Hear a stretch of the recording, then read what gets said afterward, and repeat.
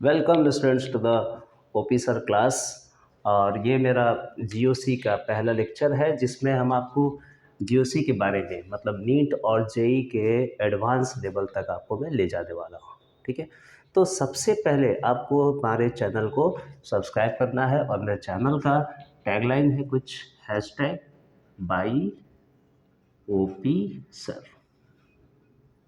आप इसे चैनल को सब्सक्राइब करिए और नीट और जेई के बहुत ही बेहतरीन क्लास जो आपके जीओसी के अंदर हम आपको बताने जा रहे हैं कि भाई जो क्लास है जीओसी में इम्पोर्टेंट क्वेश्चन और बिल्कुल सिलेक्टेड क्वेश्चन कराने वाले हैं। और आपको जो कॉन्सेप्ट देंगे उस पे क्वेश्चंस लगाएंगे और बिल्कुल एक एक टॉपिक को बिल्कुल क्लियर करते चलेंगे और कोई टॉपिक आपको बचेगा नहीं। बिल्कुल ही जीओसी का परफेक्ट लेक्चर होगा। इसमें आपको केमिस्ट्री का कोई सा टॉपिक नहीं है जो आपको रह जाएगा। इसे आप लेक्चर देखेंगे, लेक्चर देखने के बाद लगेगा आपको कि बिल्कुल आपने कोई टॉपिक छोड़ा ही नहीं है ना। नीट और जेई दोनों की बातें करेंगे। तो केमिस्ट्री में आपको मैं बताने जा रहा हूँ जीओसी पार्ट 1 और इसमें हमारा लेक्चर होगा लेक्चर लेक्चर नंबर 1। ठीक है, तो लेक्चर नंबर 1 जीओसी का ये आपके केमिस्ट्री के पार्ट 2 और क्लास 11th की केमिस्ट्री है। ये आपकी जो केमिस्ट्री होगी वो क्लास 11th की भी होगी, 11th की भी होगी। ठीक है, और हम इसमें पढ़ने वाले हैं completely NEET and JEE mains plus advance. ठीक है, नीट और जेई की बात करने वाले हैं।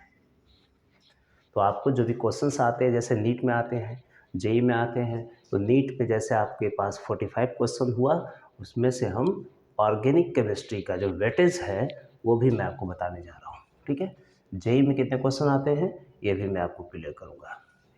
तो लेक्चर नंबर 1 में हम पढ़ने वाले हैं जीओसी फर्स्ट, जिसमें हम टॉपिक कुछ कवर करने वाले हैं आईयूपीएससी। ठीक है बेटा, आईयूपीएससी के जितने टॉपिक है जो भी हमें पढ़ना है सब मैं आपको इसके अंदर बताने वाला हूँ। सेकंड जो लेक्चर होगा वो होगा आइसोमेरिज्म, आइसोमर्स के बारे में बताने वाला हूँ। आइसोमर्स के जो टाइप है, टाइप्स उसके क्या क्या है वो सभी मैं आपको डिस्कस करने वाला हूँ। ठीक है, आइसोमर्स इफेक्ट बताने वाला हूँ आपको, इफेक्ट्स के बारे में। ठीक है, इसके बाद मैं आपको इफेक्ट जो भी आपके आएंगे इसके अंदर वो सारी चीज़ें आएगा, कवर हो जाएगा। ठीक है, मैं एक एक करके आपको बताते चलूँगा। इफेक्ट्स, इफेक्ट में क्या क्या आ सकता है सर, तो इंडक्टिव इफेक्ट आ सकता है। ठीक है, इंडक्टिव आ सकता है, इंडक्टिव इफेक्ट।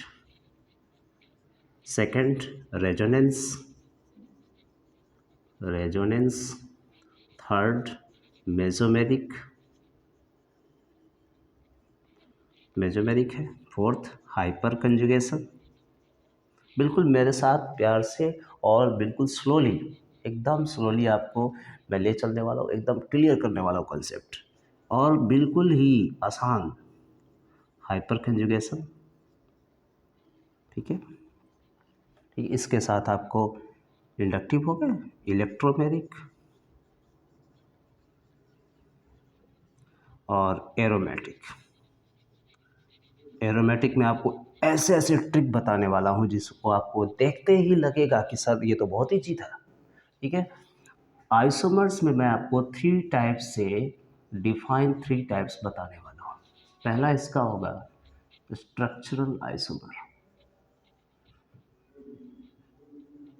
कंपोजिशनल आइसोमर भी कहते हैं इसको। ठीक है, सेकंड हम पढ़ेंगे स्टीरियो आइसोमर। इसमें मैं आपको टाइप्स बताने वाला हूँ CPMT, FRCI।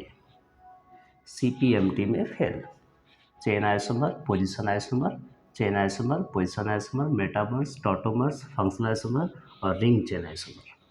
ये पूरे टाइप्स है इसके। ठीक है, स्टीरियो आइसोमर के मैं आपको टाइप बताने वाला हूँ, इसके अंदर पूरे क्वेश्चन डिस्कस करने वाला हूँ। ठीक है, first is geometrical isomer, second is conformational, and third is optical isomer.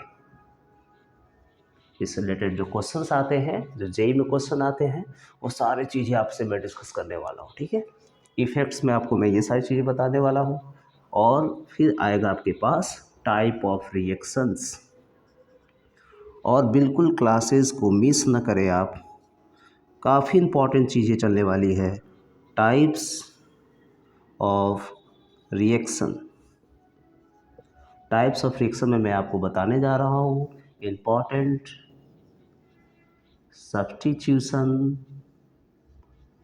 substitution reaction.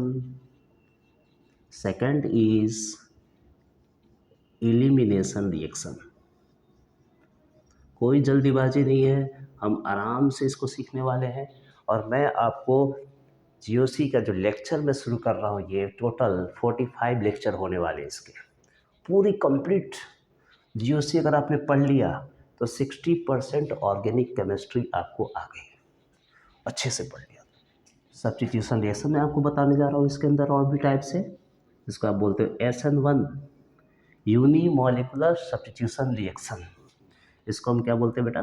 Uni molecular substitution reaction. एक आएगा SN2, this is the bimolecular substitution reaction, ठीक है। एक और आएगा SNI, और एक और लास्ट में पढ़ेंगे हम NGP। SNI है, ठीक है। हम टोटल 4 टाइप पढ़ने वाले हैं इलिमिनेशन के अंदर। अभी आकर मैं बताऊं, जरा इसे नोट डाउन करिए एक बार, देखिए।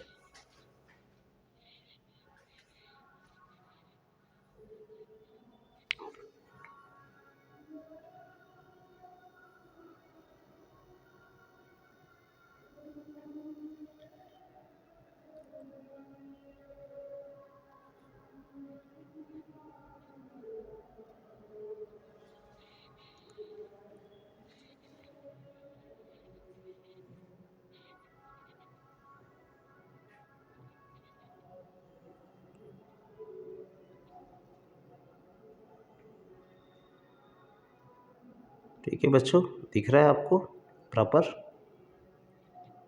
है ना? कि मैं ट्राई कर रहा हूँ कि मेरे पूरे बच्चे और अच्छे से एकदम मेरे लेक्चर को ऑब्जर्व करें, ठीक है। क्लियर आ रही बात? चलिए, तो मैं आपको ये सारी चीज़ें बताने वाला हूँ, ओके।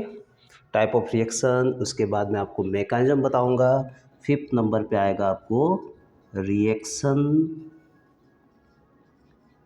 मैकेनिज्म। बहुत ही बेसिक लेवल से ले चलूँगा, ताकि आपको किसी तरह की कोई परेशानी ना हो।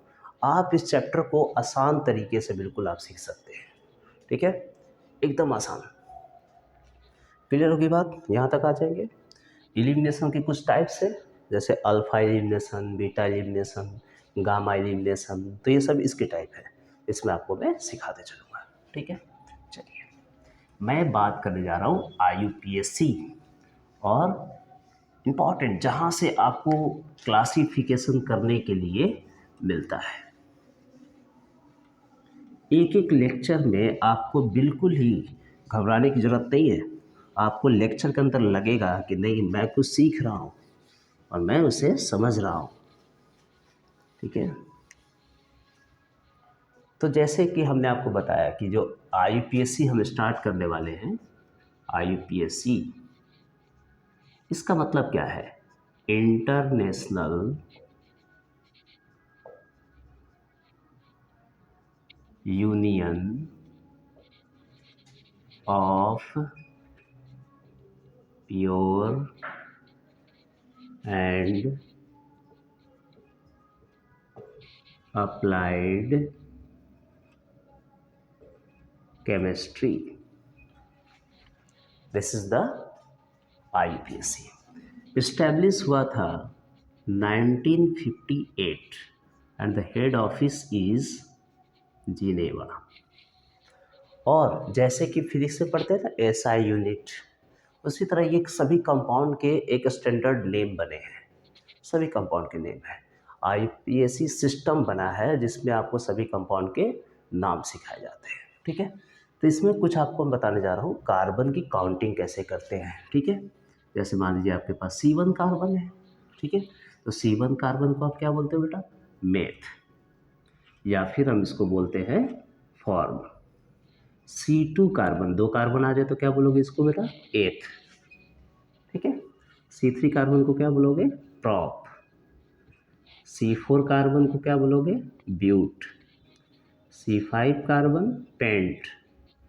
C6 carbon hex. C7 carbon hept. C8 carbon oct. C9 carbon non and C10 carbon dec. आपको सिर्फ क्या करना है, 10 तक की काउंटिंग याद रखनी है। 11 कार्बन जो होती है, 11 कार्बन पड़ेगा तो अनडेक हो जाएगा, अनडेक, डोडेक, ट्राइडेक, टेट्राडेक, पेंटाडेक, है ना। ऐसे आपका 20 तक कोसाइन चलता है। 20 के आगे 100 तक काउंटिंग है, तो आपको केवल 10 तक प्राइमरी याद रखना है, ठीक है। ज़्यादा अपने को नहीं सोचना, ज़्यादा डिफिकल्ट नहीं है, ऑर्गेनिक बहुत ईजी है। आप इस चीज़ को देखिए, बहुत ही आसान लगेगा। तो इस सिस्टम के कुछ रूल बने, हमें कुछ सिस्टम जो बनाए गए इसके कुछ रूल बने, और उस रूल के अकॉर्डिंग हमें चलना होता है। तो जब आप कार्बन देखेंगे कि कार्बन एटम एल्केन होता है, एल्कीन होता है, एल्काइन होता है, तो मैं आपको वो सारी चीज़ें पहले बताते चलता हूँ। तो जैसा कि जो क्लासिफिकेशन था मैंने आपको ये सारी बताया, अब आपको मैं सिखाने जा रहा हूँ बेटा हाइड्रोकार्बन क्या होता है। हाइड्रोकार्बन्स को स्पेशली 2 भाग में डिवाइड किया गया। पहला बोला गया सैचुरेटेड और दूसरे को बोला गया अनसैचुरेटेड, ठीक है। ये बेसिक चीज़ है। सैचुरेटेड मतलब आ गया इसमें एल्केन, और अनसैचुरेटेड में क्या आ गया, एल्कीन और एल्काइन, ठीक है। अब हाइड्रोकार्बन्स जो थे एक और बने, आगे जैसी बात चली तो एक और बने, ठीक है। सैचुरेटेड, अनसैचुरेटेड, एलिफेटिक के रूप में देखा गया इसको। एक था एरोमेटिक, एरोमेटिक बना ये। तो saturated hydrocarbons, saturated hydrocarbon, unsaturated hydrocarbon and aromatic compounds. Aromatic compounds में हेट्रोसाइक्लिक और एसाइक्लिक इसको बोला गया, और एक बोला गया साइक्लिक। तो एरोमेटिक चला, ठीक है। और भी इसमें डिवाइड किए गए, जब भविष्य में और भी बने इसके अंदर। तो एरोमेटिक कंपाउंड्स की जब बात होगी तो इसमें भी चलेगा। तो ऑर्गेनिक केमिस्ट्री को जब डिवाइड किया गया, बहुत पहले जब डिवाइड किए गए थे, तो इसको अलग अलग तरीके से देखे गए थे। मैं आपको शुरू करने वाला हूँ एल्केन से। भाई बेसिक बात बता रहा हूँ, शुरू से बता रहा हूँ, तो आपको क्यों ना हम एल्केन से चले, ठीक है। तो एल्केन कंपाउंड स्टार्टिंग करते हैं। एल्केन का ANE जो लगा है, आप इसका मतलब समझेंगे, इसका मतलब होता है सिंगल बॉन्ड। क्यों बच्चों, सिंगल बॉन्ड, एकदम आसान है। देखिए कुछ नहीं सोचना, सिंगल बॉन्ड वाले को क्या बोलोगे, एल्केन। और जनरल फॉर्मूला क्या है इसका, जनरल फॉर्मूला CnH2n+2, ठीक है। अब इस फॉर्मूले पे आपको सेट करना है। जैसे मान लीजिए आपने एक कार्बन की बोला, तो एक कार्बन को हम क्या बोलते हैं बेटा, मेथ बोलते हैं। और सिंगल बॉन्ड में क्या आ गया, एन, तो ये बन गया मीथेन। और मीथेन को आप क्या बोलते हो, CH4। फिर क्या बन गया, 2 कार्बन से इथेन, इसको क्या बोलते हो, C2H6 बोलेंगे ऐसा। बिल्कुल इजी है, ये देखिए।